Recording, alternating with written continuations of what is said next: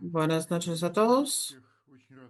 Es un gusto ver a todos en este ciclo de conferencias organizado por la Casa de Rusia en Barcelona en cooperación con mi universidad, la Universidad Estatal de San Petersburgo. Me llamo Anton Sheikin, soy profesor asociado del Departamento de Altas Energías y Partículas Elementales de la Universidad de San Petersburgo.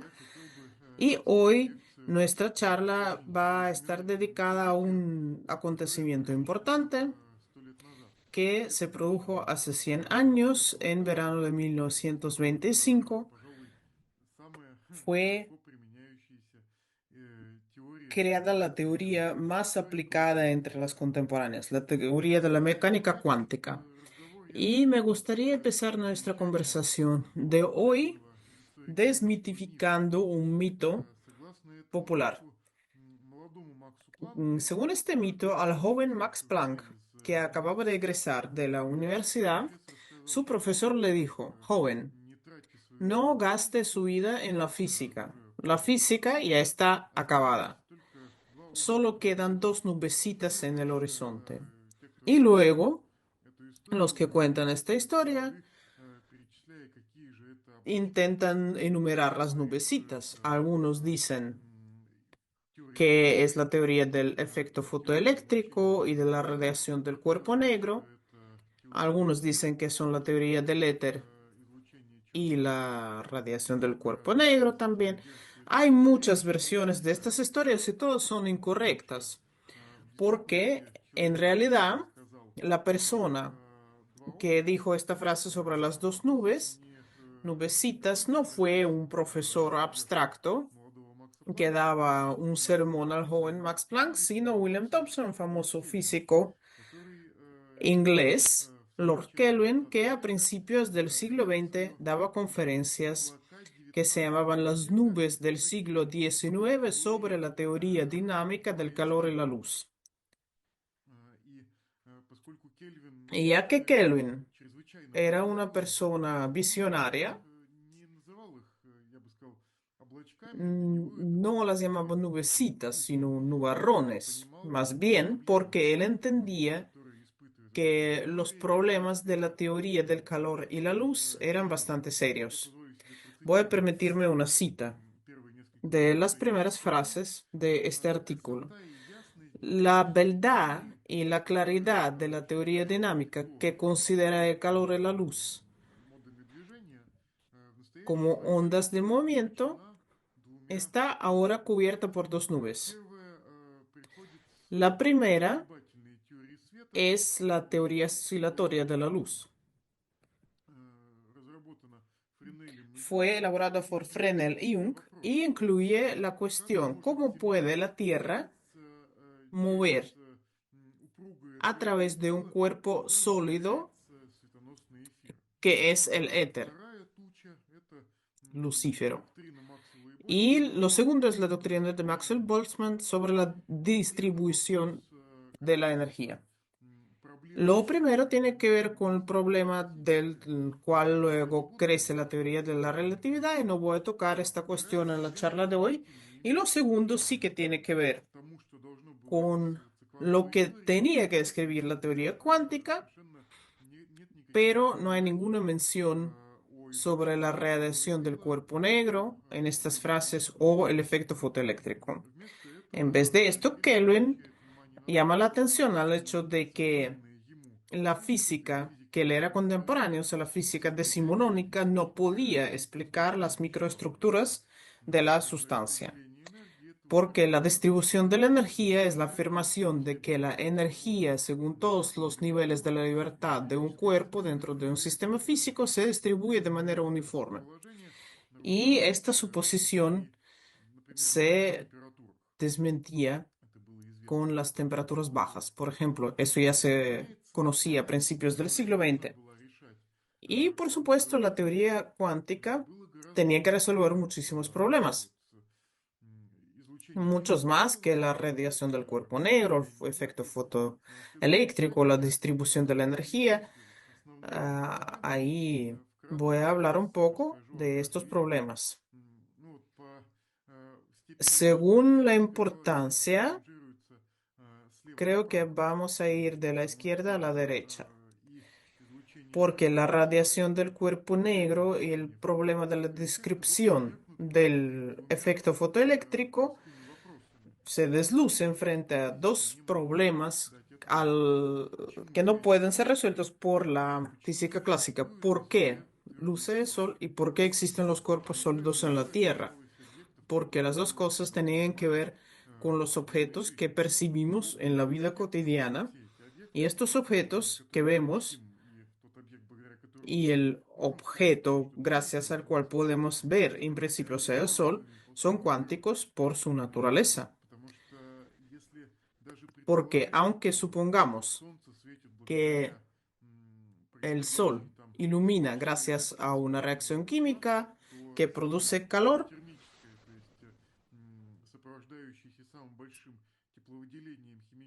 la teoría química, por más exotérmica que fuera, no podría mantenerse durante cientos de miles de años, incluso millones, a lo mejor.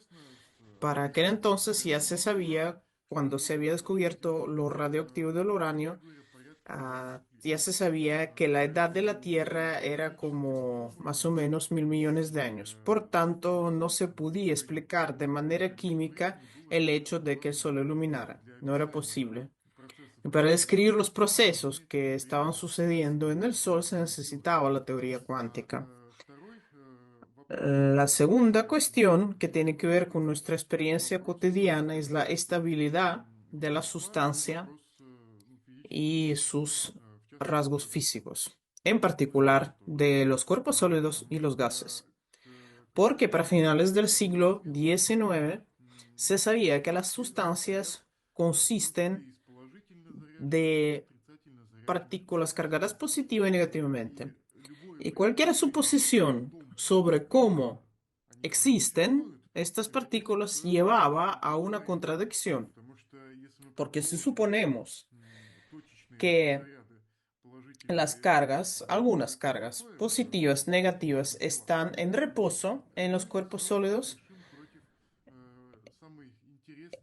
esto va a ser una contradicción al teorema más interesante de la electrostática, el teorema Earnshaw, que dice que no puede haber balance en las cargas si no están presentes algunas fuerzas aparte de las electrostáticas. Estas cargas no pueden mover con una velocidad permanente porque se dispersarían y si suponemos que giran o oscilan, esto significaría que la trayectoria de cada partícula cargada tiene una aceleración, posee una aceleración dependiendo del tipo del movimiento. Y la termodinámica clásica decía que cualquier carga tenía que irradiar ondas electromagnéticas. Por tanto, cualquier cuerpo en el que las cargas movieran de esta manera perdería inevitablemente la energía, las cargas se caerían unas sobre otras y el cuerpo sólido se destruiría.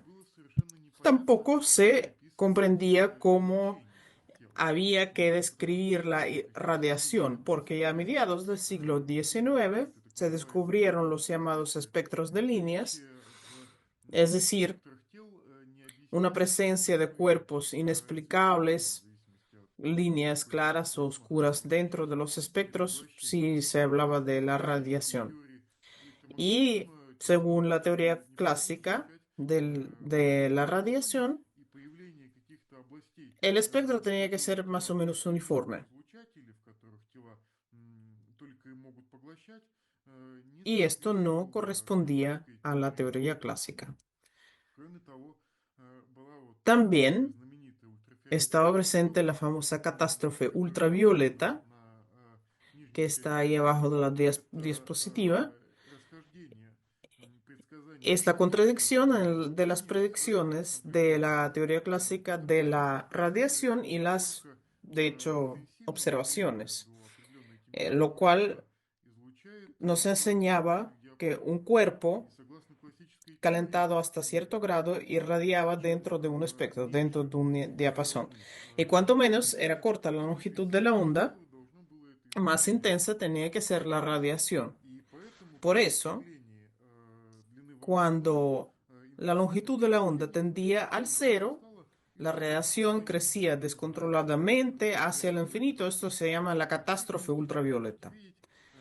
En realidad, ven que la radiación de los cuerpos reales, de hecho, disminuía mientras disminuía también la longitud de la ola y las curvas de estas se veían hasta cierto momento, pero después ya no estaban. Por tanto, las predicciones de la teoría clásica no coincidían para nada, catastróficamente no coincidía con la experiencia. La teoría llevaba la energía de la radiación hacia lo infinito y no era el caso. Y luego, lo, digamos, menos importante, pero que siempre está en el primer lugar en los libros de texto de escuelas, por lo menos en Rusia, lo primero que se recuerda, el efecto fotoeléctrico, es cuando los fotones sacan los fotoelectrones de los metales. Si proyectamos una luz en la superficie del metal, superando un nivel, los electrones van a salir del metal.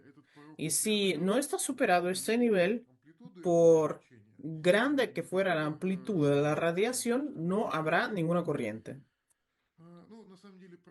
En general había más problemas, pero me parece que estos son suficientes para convencerles, queridos oyentes, de que la teoría cuántica era inevitable porque respondía a las preguntas que no solamente tenían que ver con unos problemas particulares, sino tenía que describir nuestra existencia, la existencia del Sol o los cuerpos sólidos estables, o sea, algo sin que no podríamos vivir nosotros. Pero históricamente, la teoría cuántica empezó con estos dos problemas: radiación del cuerpo negro y el efecto fotoeléctrico, que se resolvieron respectivamente por Max Planck en 1900 y Albert Einstein en 1905. Max Planck en 1900 llegó a una fórmula que describía correctamente el espectro de la radiación del cuerpo absolutamente negro, y para pasarla tuvo una teoría según la cual la luz solamente podía irradiarse en porciones. La energía estaba distribuida según los niveles de la libertad de un cuerpo sólido en porciones discretas y solo así podía irradiarse. Albert Einstein, en su trabajo sobre el efecto fotoeléctrico en 1905, supuso que también de esta manera solamente podía absorberse la luz, no solamente radiarse. Y ahí introduce el término de cuanto, de luz, el fotón. Y si creemos que irradia y se absorbe la luz solamente en porciones, eso quiere decir que existe como porciones de energía que se llaman cuantos, o sea, fotones. Después empezaron los intentos de aplicar la nueva teoría cuántica, que todavía seguía siendo una serie de hipótesis a diferentes aspectos de la física de entonces. En particular, se podía intentar, a base de la nueva hipótesis, resolver los problemas de la existencia de los espectros de líneas. Se sabe que existía el llamado modelo de átomo de Thomson, según lo cual el átomo tenía un núcleo cargado positivamente y los electrones cargados negativamente. Y se suponía que el núcleo era sólido. De esta manera había conformidad con la teoría de Earnshaw. En 1912, 12-13, un equipo de físicos bajo el liderazgo de Ernst Rutherford hizo una serie de experimentos que estudiaba la estructura atómica, si en realidad el átomo era un cuerpo sólido dentro del cual estaban distribuidos de una manera definida los electrones. Y se sabe que la experiencia de Rutherford mostró un resultado inesperado. Según el modelo de Thomson, las partículas alfa graves tenían que pasar sin ningún problema a través del átomo. Y así era, pero con una pequeña excepción. Una de cada varios mil partículas se desviaba a unos ángulos que eran más o menos de 180 grados del medio dorado, llamado medio dorado, y era tan inesperado, decían los participantes del experimento, como si un obús fuera, fuera posible detenerlo poniendo una hoja de papel en su camino, lo cual llevó a Rutherford a la conclusión de que el átomo era vacío por dentro. Había unos electrones que tenían órbitas alrededor de un núcleo muy pequeño y muy pesado que contenía toda la masa del átomo, pero era 1000 veces más pequeño que el átomo mismo. Esto llevó a la física a un callejón sin salida, porque si suponemos que los electrones son partículas cargadas negativamente que giran alrededor de un núcleo cargado positivamente, la electrodinámica clásica predice que deben caer en el núcleo, irradiar ondas electromagnéticas y de esta manera el átomo deja de ser estable. Y ahí surge una crisis, porque la física antigua no correspondía a los resultados de estos experimentos y tenía que ser sustituida por algo. Y este algo fue el modelo del átomo propuesto por Niels Bohr en 1913, que de manera muy cardinal contradecía los principios de la termodinámica clásica. Niels Bohr, un famoso físico danés, propuso tres postulados. El primero era que, estando en ciertas órbitas dentro del átomo, el electrón no irradia. Lo segundo, estas órbitas están colocadas de manera que el ángulo del electrón que está ahí, o sea, la multiplicación de su masa, de su velocidad, y el radio fuera igual a un número entero de la constante de Planck. Eso se llama el principio de cuantos de Planck. Y el tercer postulado, el átomo irradia cuando el electrón pasa de una órbita a otra, lo cual tenemos ahí mostrado por una flecha azul, de una bolita verde a otra bolita verde. El electrón estaba ahí en estado excitado en la tercera de las órbitas posibles y después perdió cierta cantidad de energía y esta energía es igual a la diferencia de los electrones en estas órbitas y la constante de Planck multiplicada por la frecuencia de la luz que salió. Estos tres postulados contradecían la electrodinámica clásica, pero de manera satisfactoria describía las líneas de espectros. Y se comprendió muy rápidamente que Bohr encontró una cosa correcta, pero en 1913 todavía no había teoría para estas hipótesis.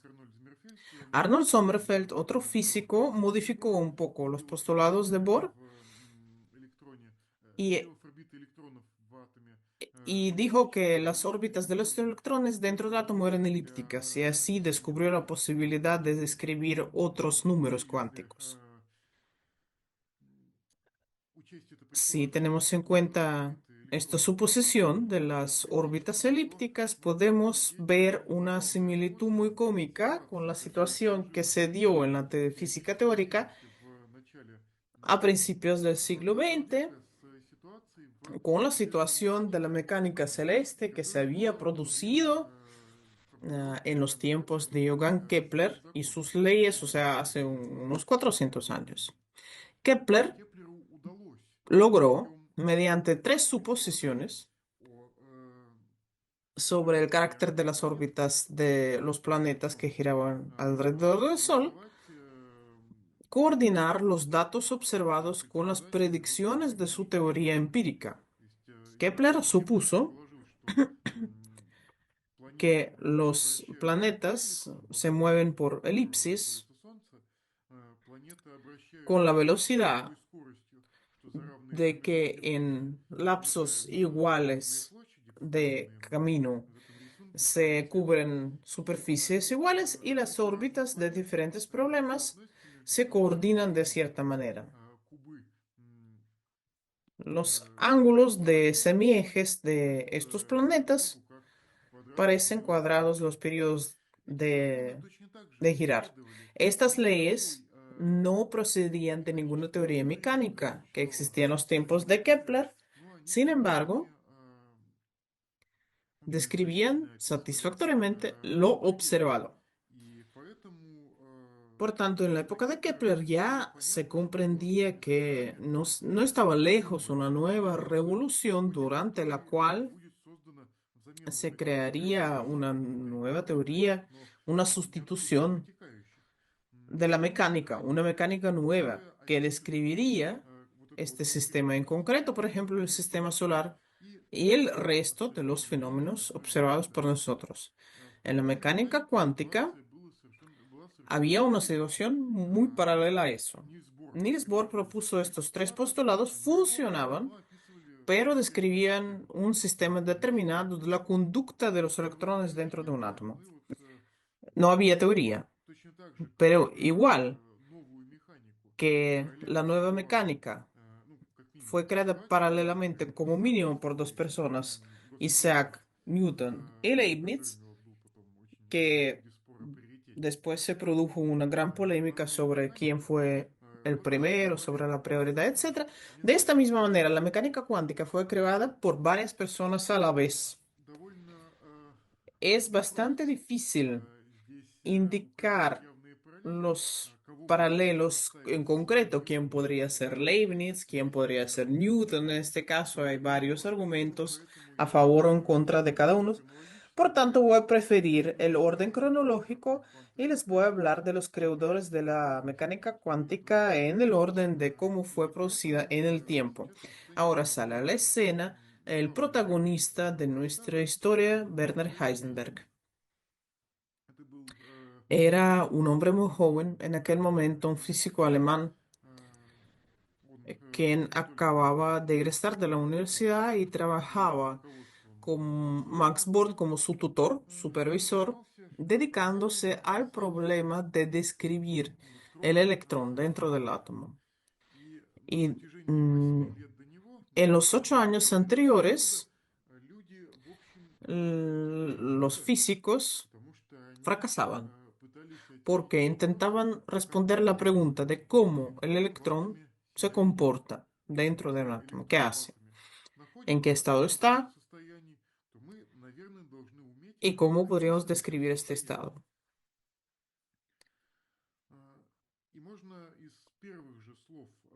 Pero de las primeras palabras del artículo de Heisenberg podemos suponer de qué lado él intentó atacar este problema.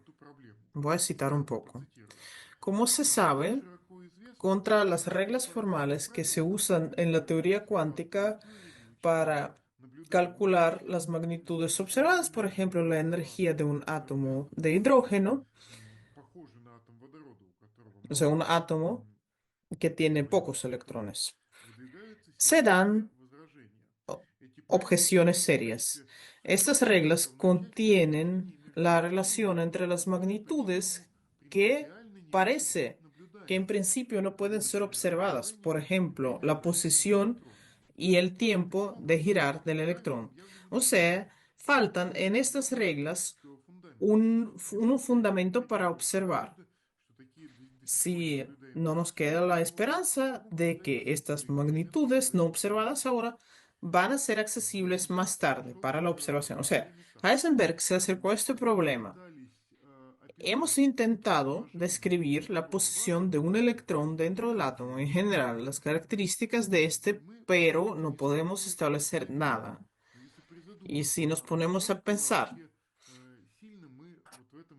de verdad necesitamos esta descripción, porque en principio no vemos el electrón dentro de un átomo que está en una órbita determinada. Lo que podemos ver en este sistema es el cuanto, es la radiación que se da cuando un electrón pasa de una órbita a otra órbita. Por tanto, en la descripción del átomo como un sistema cuántico mecánico, tenemos que tener en cuenta no una órbita, sino dos órbitas, la que abandona el electrón y a la que pasa. Si intentamos responder la pregunta, ¿qué es lo que hace el electrón dentro de un átomo cuando el átomo no irradia nada? Vamos a escribir unas magnitudes no observables, pero esto es una cuestión metafísica y los físicos siempre intentaron abstenerse de resolver estas cuestiones. Voy a citar también a Paul Dirac, un gran físico, bueno, ahora francés, que se ocupó del mismo problema al mismo tiempo y conocía bien la teoría del Heisenberg. Tiene unas memorias que se llaman Los recuerdos de una época extraordinaria y ahí se describe muy bien el espíritu que reinaba en aquel entonces entre los jóvenes físicos teóricos. Heisenberg avanzó mucho en construir la teoría cuántica en 1925.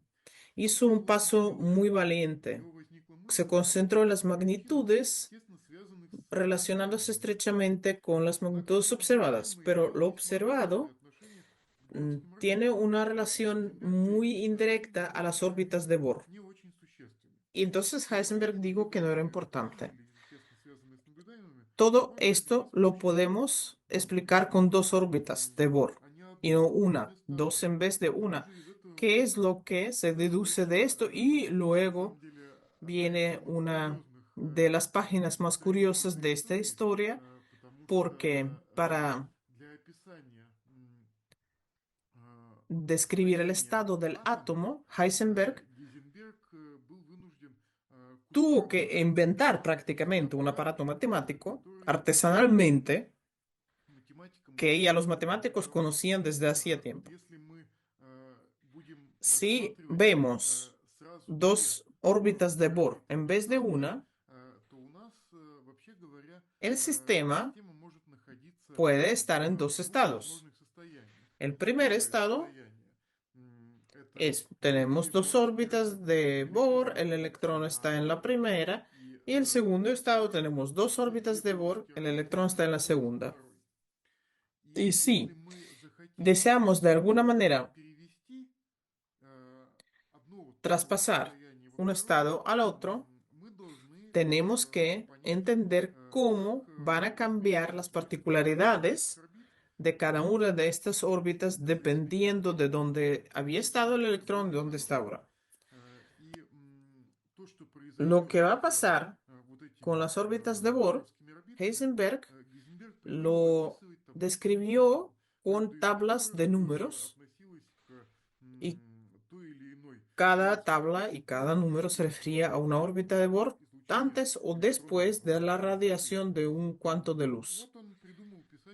Escribió estas tablas, dijo que se podía describir el proceso de la radiación por el átomo de un cuanto de luz como la multiplicación de varias tablas de números y trajo esta idea a su supervisor, Max Born. Max Born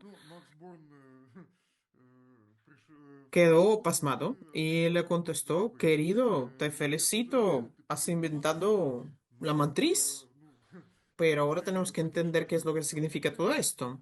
Y ahí Dirac escribe que Heisenberg se puso angustiado al descubrir que las matrices que él introdujo no respondían a las leyes de la multiplicación conmutadora.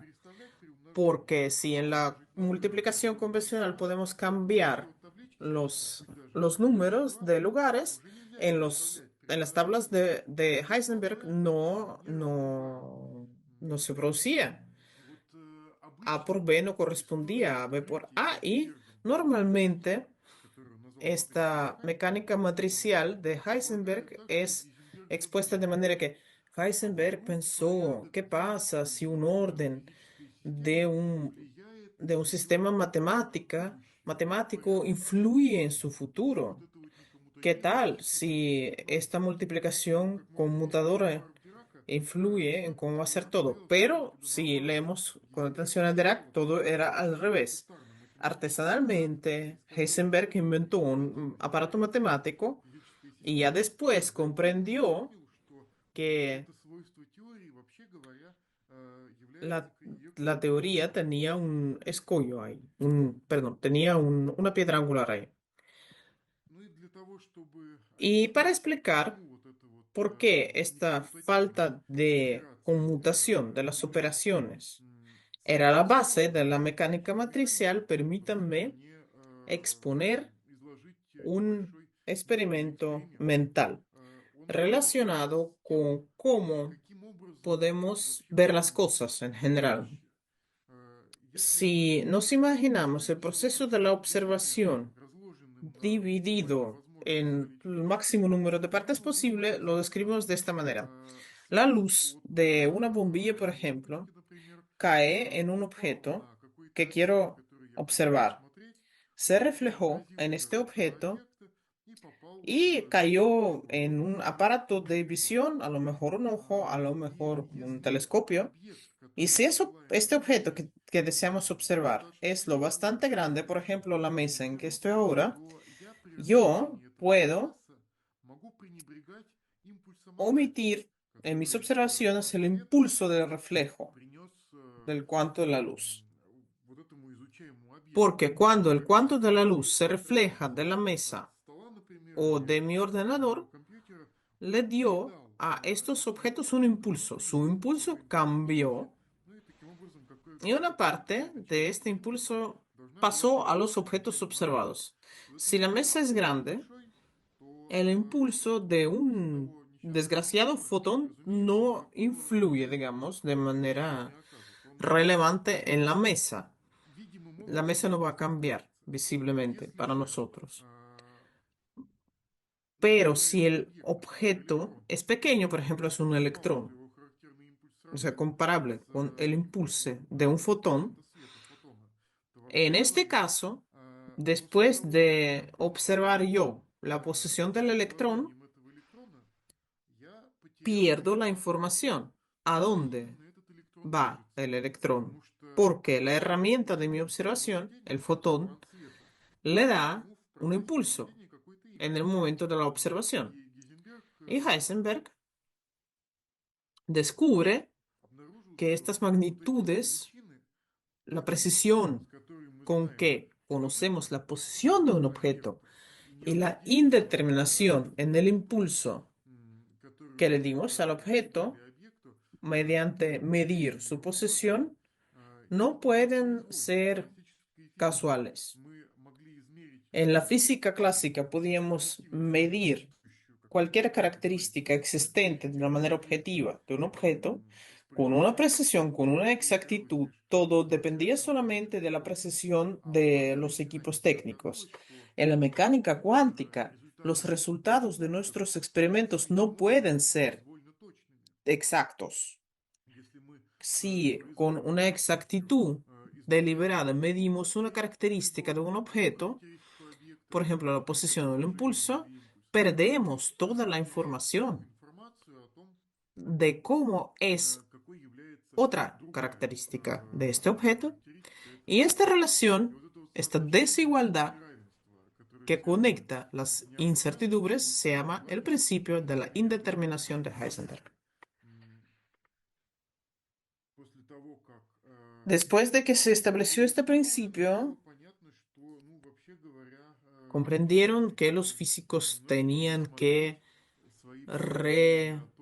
remodelar sus ideas de lo que era la verdad objetiva en la ciencia. Un poco más tarde voy a hablar más de esto, pero antes de pasar al capítulo siguiente, podemos decir un par de palabras de cómo los físicos de aquella época recibieron la mecánica matricial nueva propuesta por Heisenberg. Heisenberg, que tenía una formación universitaria muy fundamental, no conocía muchas cosas del curso del álgebra lineal que para nosotros son muy banales. Pero en aquel momento el curso de la teoría de las matrices no estaba dentro del arsenal de un físico teórico y por tanto la matemática que utilizaban los compañeros y los alumnos de Niels Bohr, de Max Born, el llamado centro, centro científico de Göttingen, era para la mayoría de los físicos clásicos algo inaceptable. Los físicos eran formados dentro de una suposición de que cualquier magnitud física, cualquier proceso, representaban unas funciones tersas, digamos, y se escribían por ecuaciones que los físicos sabían resolver, y la presencia de los saltos cuánticos, de las matrices, que estaban llenas de elementos discretos, de números,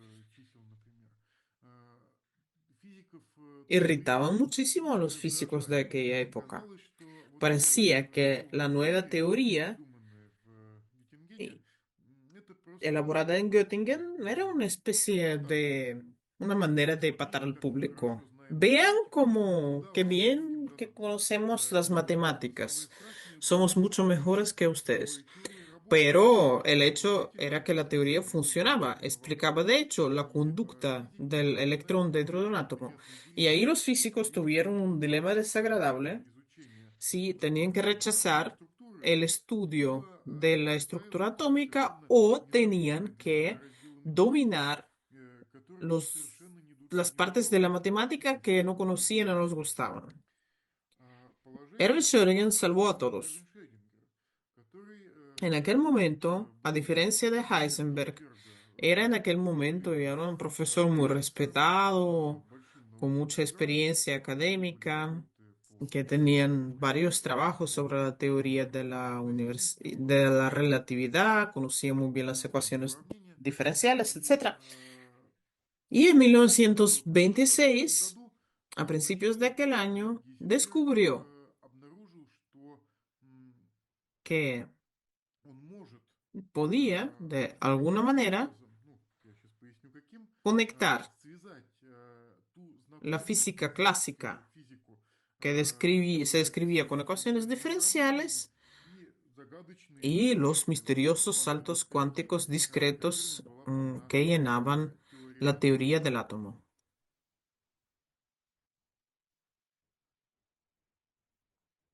Heisenberg empezó su primer artículo de la mecánica cuántica con su tesis principal. La tarea de resolver una ecuación diferencial en general también puede incluir la aparición de unos objetos discretos calculables. Voy a citar el primer párrafo de este artículo. En este artículo voy a mostrar con un ejemplo muy simple del átomo libre no relativista del hidrógeno que las reglas normales de cuantar pueden estar sustituidas con otras posiciones cuando no se introducen números enteros. Los números enteros se producen de manera natural. En este caso, igual que el número de los nudos cuando vemos una cuerda que oscila, y esta idea puede estar generalizada y creo que tiene que ver con la naturaleza verdadera del cuanto. ¿Qué fue lo que supuso Schrödinger? Hizo avanzar la hipótesis, la famosa hipótesis de Louis de Broglie, que Broglie presentó un año y medio antes. Esa hipótesis decía que cada partícula cuántica, incluido el electrón, puede describirse como un proceso ondulatorio con cierta longitud de ola. Y si ponemos unas condiciones de límites correctas, ¿qué significa esto? Eso significa que cuando un átomo gira 360 grados, cuando volvemos a la misma posición, vamos a descubrir que la longitud de la onda que corresponde a un electrón en la órbita está dentro de la órbita un número entero de veces, si queremos que el estado sea estático. Y la presión de los números cuánticos, de los niveles de la energía, de las características discretas, está relacionado con el hecho de que ponemos unas condiciones de limitar determinadas. Por ejemplo, decimos que después de hacer un círculo, un objeto tiene que venir al mismo lugar, o si vemos el infinito, o sea, si nos alejamos infinitamente del átomo, no tenemos que ver ninguna huella de la presencia de los electrones. O si vamos al centro del átomo, la característica que describe el electrón debe quedarse en el centro y ser definida. Y vamos a descubrir que gracias a este proceso aparecen los números enteros que pueden estar relacionados con las armónicas de una cuerda que oscila. Si vemos la oscilación de la cuerda, ciertas frecuencias en su espectro aparecen solamente cuando atamos los dos cabos. Y dentro de estos cabos va a haber un cierto número de semiondas y ahí va a estar presentes lo que llamamos las armónicas o los overtonos, o sea, las frecuencias ah, mm, de cierta frecuencia que están lo mismo dentro del átomo en una órbita que incluye una semiórbita. Un electrón va a estar en un estado limitado, en una órbita que tiene dos semiondas. Aquí, por ejemplo, tenemos uno, 2, 3, 4, 5, 6, 7, 8, parece. Esto es un electrón que está dentro del octavo estado excitado. Y Schrödinger de esta manera relacionó los misteriosos saltos cuánticos o los números enteros con el mundo de las ecuaciones diferenciales, bien conocido para los físicos, lo cual le gustó muchísimo a toda la comunidad académica, porque era lo que se esperaba. Solamente quedaba mostrar que la mecánica ondulatoria creada por Schrödinger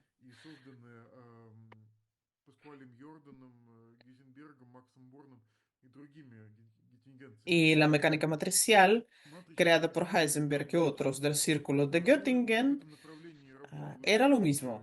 Trabajaron para esto Schrödinger, Paul Dirac, que ya mencioné, y tuvieron por esto dentro de pocos años después, en 1900, me parece 32, un premio Nobel. Se ven aquí Schrödinger, Paul Dirac, muy joven todavía, ¿verdad? Heisenberg. Y si ustedes no comprenden qué hace Iván Bunin en esta foto por su expresión, pueden comprender que él tampoco lo sabe. ¿Qué está haciendo ahí? Está ahí a la izquierda, Iván Bunin, que en ese mismo momento estaba recibiendo el Nobel de Literatura. Una característica distintiva de la teoría de Schrödinger es que la magnitud que se sometía a su famosa ecuación resultó ser complejamente importante.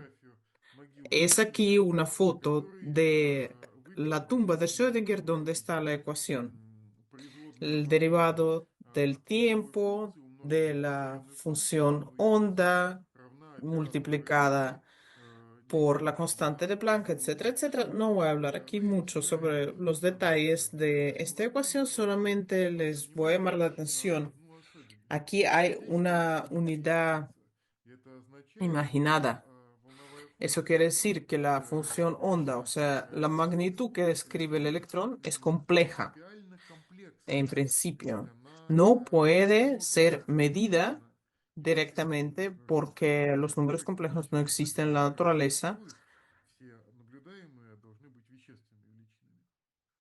Y ahí surge la pregunta, ¿cómo tenemos que interpretar esta magnitud de la función de onda que rige la conducta de los electrones dentro de un átomo? Aquí jugó un papel importante el supervisor de Heisenberg, Max Born, quien a partir de 1927 elaboró la primera interpretación de la mecánica cuántica, a pesar de que Heisenberg y Schrödinger crearon diferentes versiones de la mecánica cuántica. Estas dos versiones resultaron equivalentes a nivel de las fórmulas, pero a nivel de interpretación resultó que la mecánica cuántica admitía muchas interpretaciones, que era la función onda, donde está el electrón, cómo se determina el resultado de un experimento cuántico, otras cosas.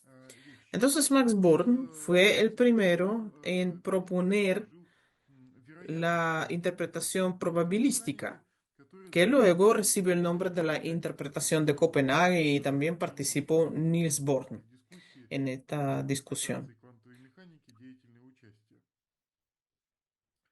La interpretación de Copenhague de la mecánica cuántica suponía que la función onda que describe el electrón dentro de un átomo no es observable, contiene toda la información sobre el estado de un electrón, pero no es posible obtener esta información.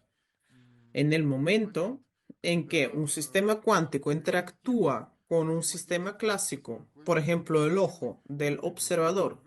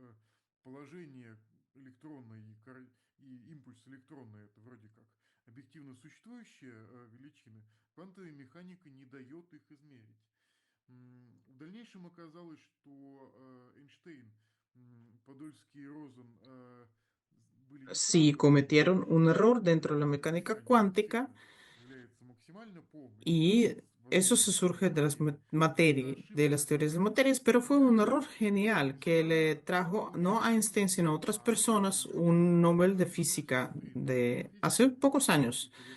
Aquí vemos a Lena Spee, a John Clauser y a Anton Tenninger, que fueron las personas que investigaron el fenómeno del entrelazamiento cuántico,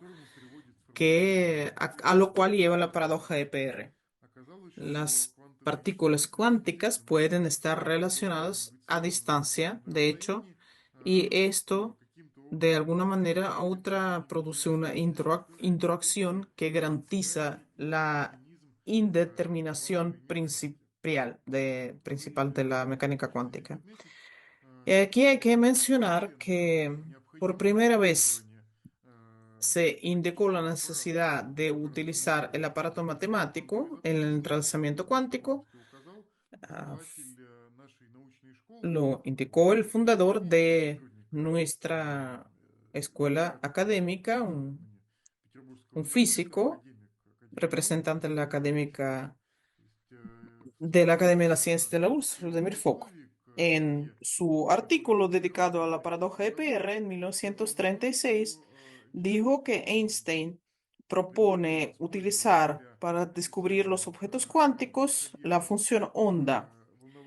Y si estos objetos cuánticos son una parte de un sistema mayor, entonces la función onda no puede utilizarse y tenemos que utilizar lo que se llama la matriz de de la densidad.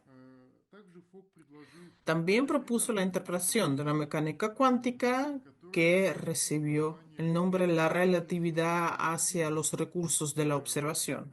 Einstein no vio él mismo, a pesar de haber creado la mecánica cuántica, la teoría cuántica, no vio cierta relatividad dentro de esa teoría.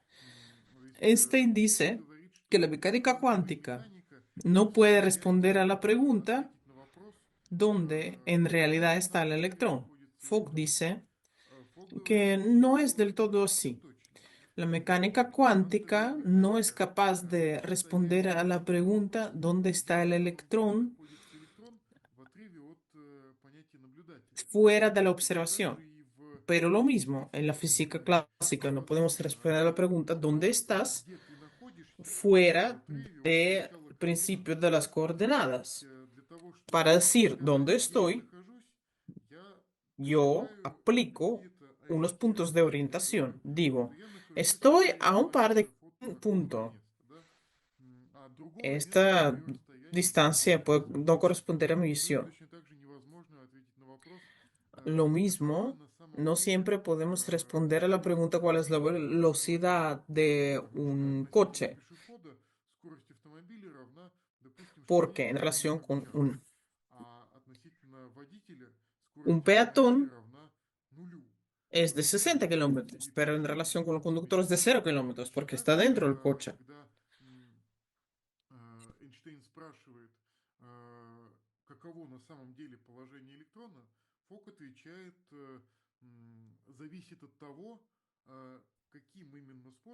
Y así, de esta manera, perdón, se pierde el internet. Y es muy importante la relatividad dentro de la mecánica cuántica. Yo mismo estudié bastante el fenómeno del principio de la relatividad de los recursos de la observación propuesto por Fock y voy a hacer un pequeño anuncio de mi artículo donde hablo también de que la relatividad de los recursos de la observación puede estar descubierto también en otras partes de la física que estudien